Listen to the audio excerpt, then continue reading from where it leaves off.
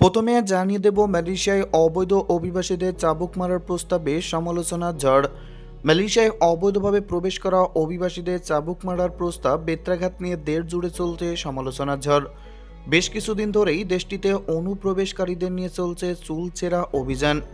সম্প্রতি মালয়েশিয়ার বুকিট আমান অভ্যন্তরীণ নিরাপত্তা ও পাবলিক অর্ডার ডিরেক্টর হাজানি গাজানি বলেছেন, অভিবাসীরা বারবার আমাদের সীমান্ত অতিক্রম করছে, তাদের ঠেকাতে বেত্রাঘাতের প্রস্তাব করেন তিনি।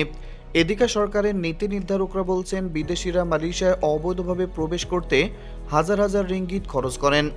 মালয়েশিয়ার সাবেক মন্ত্রী পি ওরেথা মুরুথি পুলিশ কর্মকর্তাদের এই প্রস্তাবে সমালোচনা করে বলেন, দরিদ্র শ্রমিক যারা নিছক সৎ জীবনযাপনের চেষ্টা করছেন তাদের চাবুক মারা যাবে না। বেত্রাঘাতের মতো শারীরিক শাস্তি প্রাচীন যুগে শ্রমিক শ্রেণীকে নিয়ন্ত্রণে রাখার জন্য ব্রিটিশ শক্তির প্রথম প্রবর্তন করা হয়েছিল। ব্রিটিশরা নিজেদের দেশে এমন মানহানিকর কাজ কখনোই করেননি। অভিবাসীদের উপর আর্থিক বোঝা চাপানো এবং তাদের দুর্বলকে কাজে লাগানোর বিষয়গুলো পুলিশের তদন্ত করা উচিত বলে মনে করেন মালয়েশিয়ার অ্যাডভান্সমেন্ট পার্টির প্রধান ওয়েথা। মালয়েশিয়ার সেপুতে এমপি তেরেসা কক বলেছেন, পুলিশের উচিত দুটি বিষয়ে সমাধান করা: কিভাবে অভিবাসীরা আমাদের সীমান্তে অবৈধভাবে প্রবেশ করছে এবং কিভাবে রিক্রুটিং এজেন্ট তাদের শোষণ করছে। তিনি এক বিবৃতিতে বলেন, আমরা আমাদের নিজেদের দুর্বলতার আসল ইস্যু থেকে মনোযোগ না সরিয়ে আমাদের সীমানা পুরোপুরি সংরক্ষিত করা নিশ্চিত করি। তিনি বলেন, মনে রাখতে হবে, অভিবাসীরা মালয়েশিয়ার অর্থনীতিতে অবদান রাখেন, কারণ আমাদের নাগরিকরা বিপজ্জনক, নোংরা, অবমাননাকর হিসেবে বিবেচিত কাজ করতে চায় না। অনথিভুক্ত অভিবাসীদের চাবুক মারা একটি বর্বর কাজ যা মানুষের মর্যাদাকে ক্ষুণ্ণ করে। মালয়েশিয়ায় কর্মীদের ব্যয় বহন করবে নিয়োগকারী প্রতিষ্ঠান। আগে মালয়েশিয়া যেতে 3 থেকে 4 লাখ টাকার প্রয়োজন হলেও এখন থেকে যাওয়া আসার সকল ব্যয় বহন করবে নিয়োগদাতা প্রতিষ্ঠান। এই কথা জানিয়েছেন প্রবাসী কল্যাণ মন্ত্রী ইমরান আহমেদ। মঙ্গলবার বিকেলে রাজধানীর এসকাটনে প্রবাসী কল্যাণ ও বৈদেশিক কর্মসংস্থান মন্ত্রণালয়ের সভাকক্ষে আয়োজিত এক সংবাদ সম্মেলনে তিনি এই কথা জানান। মন্ত্রী বলেন, শ্রমিকদের স্বার্থ সুরক্ষায় গুরুত্ব দিয়েই ওই চুক্তি করা হয়েছে। আগেই কারোর সঙ্গে কোনো ধরনের আর্থিক লেনদেন না করার জন্য পরামর্শ দেন মন্ত্রী। সব সংকট কাটিয়ে অবশেষে খুলেছে মালয়েশিয়ার শ্রমবাজার। সাম্প্রতিক চুক্তি নিয়ে প্রবাসী কর্মী ও জনশক্তি রপ্তানিকারক সবাই খুশি। বিশ্লেষকরা যদিও মনে করেন, শ্রমবাজারটি টেকসই করতে অভিবাসন ব্যয় নিয়ন্ত্রণে রাখা প্রয়োজন। এবার প্রবাসী কল্যাণ মন্ত্রী ঘোষণায় অভিবাসন ব্যয় সংকোচনেরই ইঙ্গিত পাওয়া গেল। 2022 মাসের মধ্যেই মালয়েশিয়ায় কর্মী নিয়োগ শুরু হবে বলেও আশাবাদ ব্যক্ত করেছেন প্রবাসী কল্যাণ ও বৈদেশিক কর্মসংস্থান মন্ত্রী ইমরান আহমেদ। বলেন, জনশক্তি কর্মসংস্থান ও প্রশিক্ষণ ব্যুরো বিএমইটি ডাটাবেজের মাধ্যমে শ্রমিক পাঠানো হবে। কর্মীরা নিম্নতম খরচেই সেখানে যেতে পারবেন। এর আগে বাংলাদেশ থেকে মালয়েশিয়া কর্মী পাঠাতে একটি সমঝোতা চুক্তি এমওইউ সম্পন্ন হয়েছে।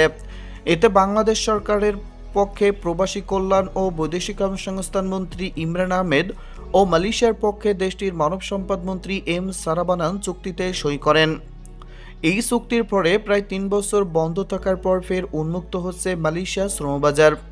চুক্তি স্বাক্ষরের আগে প্রবাসী কল্যাণ মন্ত্রী ইমরান আহমেদ জানিয়েছেন, প্রায় 3.5 বছর পর চালু হতে যাওয়া এই শ্রমবাজারে এবার কোনো সিন্ডিকেট থাকবে না। সব খাতেই কর্মী নেবে মালয়েশিয়া। জয়েন্ট ওয়ার্কিং কমিটির কয়েক দফা আলোচনার পর নীতিমালা ঠিক হয়েছে, যেটি অনুমোদন দিয়েছেন দুই দেশেরই মন্ত্রিসভা। এবার সব রিক্রুটিং এজেন্সির জন্য সমান সুযোগ থাকছে বলেও জানান মন্ত্রী। প্রবাসী কল্যাণ মন্ত্রী জানান, কর্মীর ব্যয় বহন করবে মালয়েশিয়ার নিয়োগদাতা প্রতিষ্ঠান।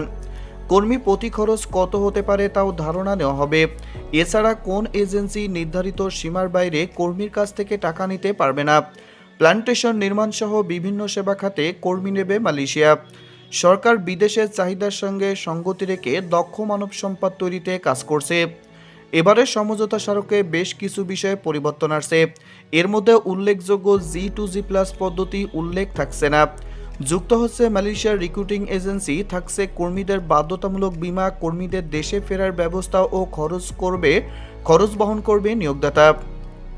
চুক্তি মেয়াদে কর্মীদের দায়িত্ব নিতে হবে মালয়েশিয়ার রিক্রুটিং এজেন্সিকেও।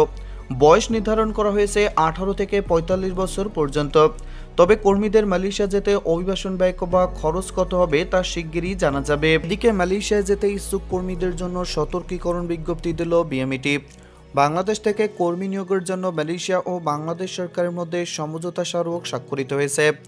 বাংলাদেশ থেকে কর্মী নিয়োগের জন্য মালয়েশিয়া ও বাংলাদেশ সরকারের মধ্যে সমঝোতা স্মারক স্বাক্ষরিত হয়েছে। গত 19শে ডিসেম্বর মালয়েশিয়া কুয়ালালামপুরে সমঝোতা স্মারক স্বাক্ষর করেন বাংলাদেশ সরকারের প্রবাসী কল্যাণ ও বৈদেশিক কর্মসংস্থান মন্ত্রী ইমরান আহমেদ ও মালয়েশিয়া সরকারের মানব সম্পদ মন্ত্রী দাতুক সেরি এম সারাবানান। এই সমঝোতা স্মারক স্বাক্ষরের ফলে বাংলাদেশ থেকে মালয়েশিয়া কর্মী নিয়োগ, কর্মসংস্থান এবং প্রত্যাবাসনের আদর্শ কাঠামো প্রতিষ্ঠার সুযোগ সৃষ্টি হয়েছে বলে মন্ত্রণালয়ের সংবাদ বিজ্ঞপ্তিতে জানানো হয়েছে। সরকার অনুমোদিত রিক্রুটিং এজেন্সির মাধ্যমে যারা চাকরি নিয়ে মালয়েশিয়া যেতে চান তাদের জন্য জরুরি সতর্কীকরণ বিজ্ঞপ্তি প্রকাশ করেছে প্রবাসী কল্যাণ ও বৈদেশিক কর্মসংস্থান মন্ত্রণালয়। বিজ্ঞপ্তিতে বলা হয়েছে, এই সমঝোতা স্মারক অনুযায়ী মালয়েশিয়ায় বাংলাদেশি কর্মী গমনের ক্ষেত্রে কর্মীর বিমান ভাড়া, লেবি সহ মালয়েশিয়া প্রদেয় সব খরচ কর্মী গ্রহণকারী কোম্পানি বহন করবে। প্রয়োজনীয় প্রস্তুতি সম্পূর্ণ করে মালয়েশিয়াগামী কর্মীদের বিএমইটি ডেটাবেজে নাম নিবন্ধনের জন্য যথাসময়ে গণমাধ্যমে বিজ্ঞপ্তি প্রকাশ করা হবে। বিএমইটি ডেটাবেজে নিবন্ধন ব্যতীত কোনো কর্মী মালয়েশিয়া যেতে পারবেন না। তাই মালয়েশিয়া কর্মী প্রেরণের বিষয়ে সরকারি ঘোষণার আগে কোনো ব্যক্তি, প্রতিষ্ঠান বা রিক্রুটিং এজেন্টের সঙ্গে কোনো আর্থিক লেনদেন না করার জন্য অনুরোধ করা হয়েছে। বিজ্ঞপ্তিতে আরও বলা হয়, বিদেশ যাওয়ার জন্য প্রলোভন ও প্রতারণার ফাঁদে পা দেবেন না। পাসপোর্ট সহ মূল্যবান কাগজপত্র অন্যের হাতে জমা দিয়ে জিম্মি হবেন না। দালাল বা মধ্যস্থভোগীদের নিরাপদ অভিবাসনের ক্ষেত্রে বড় বাধা, তাই তাদের পরিহার করতে বলা হয়েছে।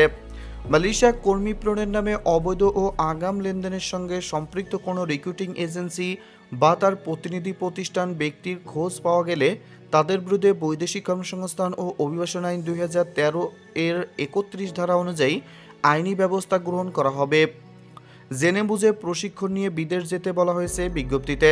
প্রতারণা থেকে রক্ষা পেতে ব্যাংকের মাধ্যমে আর্থিক লেনদেন করতে হবে এবং অবশ্যই মানি রিসিপ্ট সংরক্ষণ করতে হবে। মালয়েশিয়া সহ বিদেশ গমন সংক্রান্ত যে কোনো পরামর্শের জন্য নিকটস্থ জেলা কর্মসংস্থান ও জনশক্তি অফিস বা কারিগরি প্রশিক্ষণ কেন্দ্রে যোগাযোগ করতে বলা হয়েছে।